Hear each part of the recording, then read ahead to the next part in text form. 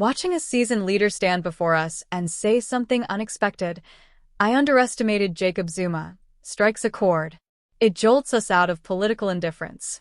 It's that raw honesty, the willingness to admit a miscalculation, that often reveals more than any polished soundbite.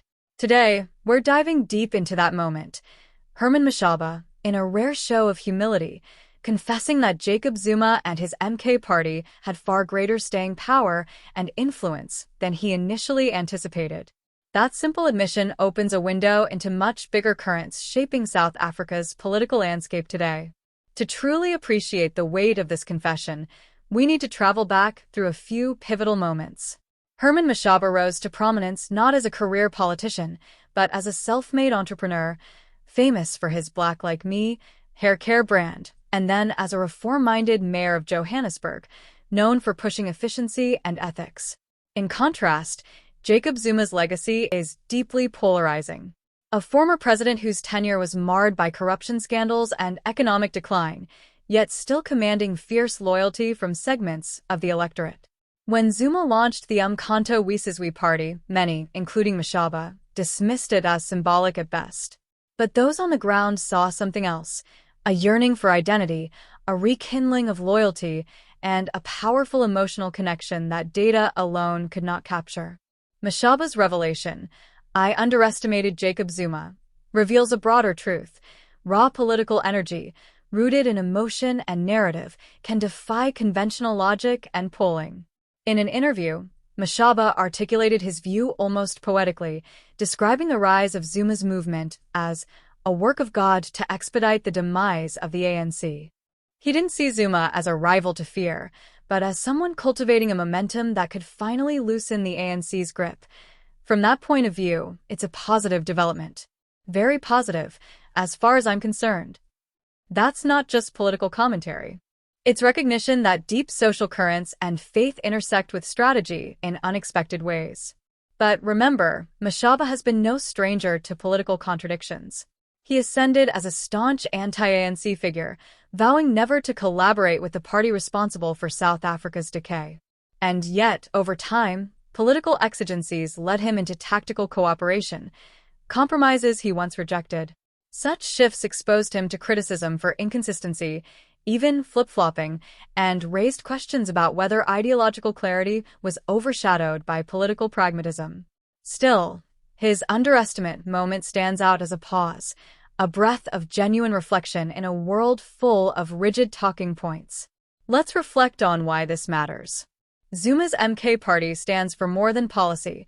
It's about emotional loyalty, cultural resonance, and nostalgia for someone who symbolized defiance, even if in flawed terms. ActionSA, in contrast, represents reform, ethical governance, and a pragmatic vision for the future. Mashaba's acknowledgement forces a reckoning. Ideas matter, but emotion and identity often move elections. To win, a movement must speak to both head and heart. This also sets the stage for the future. Moving ahead to the coming elections, Mashaba's humility could be reframed as strategic adaptation. He's not only recognizing the power Zuma holds, but signaling a willingness to learn, recalibrate, and reconnect with voters on more than just policy promises. It's an opportunity for ActionSA to deepen its grassroots presence, to speak to both disillusioned youth and economically marginalized citizens who feel left behind. At the same time, this admission invites broader reflection on leadership in democratic politics. Genuine humility, that readiness to say, "I got that wrong," is rare. It's a mark of leadership maturity. As Mashaba recognizes his miscalculation, he also highlights a path to recalibration. Not just for himself, but for politics that can learn from error, re-engage with people honestly, and build on both moral conviction and emotional awareness. Let's not ignore the critiques. Mashaba's inconsistent alliances have cost him credibility among some supporters. Reddit users lambast his shifts, from anti-ANC warrior to coalition negotiator, and warn that he risks losing the trust of those who believed in principled reform over expediency. One user said in no uncertain terms, "Now they want to be the rejects of MK and EFF." Herman wasn't given a chance because he's accused of being DA light. Others observe that his party risks becoming indistinguishable from the forces it once opposed, leading to accusations of identity politics and opportunism. Yet the same critics also lament the broader political void, that without ActionSA, many see only ANC, MK, or EFF as options, something Mashaba's admission could help remedy if wielded wisely. Then there's the larger national context. Since the 2024 elections, South Africa entered a government of national unity. Mashaba warns that new faces, same policies cannot be allowed to persist, and that structural reform, not cosmetic change, is essential to break cycles of corruption and decay. His strategy includes strengthening party infrastructure, building presence in key municipalities, and insisting on coalition partners who align on values, not just convenience. Here again, his underestimate comment becomes an inflection point, not surrender, but an awakening to what's possible when ambition meets humility and when strategy learns from misjudgment. What might the future look like? If Mashaba leans into this humility, turning miscalculation into strategy, ActionSA could emerge as a bridge between reform-minded voters and communities yearning for identity-based belonging. If Zuma's MK party continues to gain traction, the contrast could sharpen: nostalgia versus renewal, emotion versus accountability.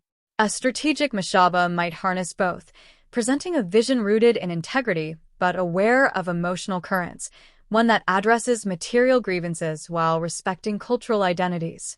As he said himself, recognizing that Zuma's movement matter doesn't weaken him, it reveals an ability to see beneath headlines and respond with clarity. That's what lasting leadership often demands. So, as you reflect on this confession, I underestimated Jacob Zuma. Ask yourself, do you see it as regret? As transition? As strategic humility? Or as a turning point in South African politics, where emotional resonance and reform intersect? Because the choices made now, by leaders and voters alike, will shape the nation's direction for years to come. Thanks for staying with me on this deep dive into the undercurrents of South African politics. If this resonated with you, please subscribe and hit that like button so we can explore more of these pivotal moments together. And I'd love to hear from you. What does Mashaba's admission mean to you?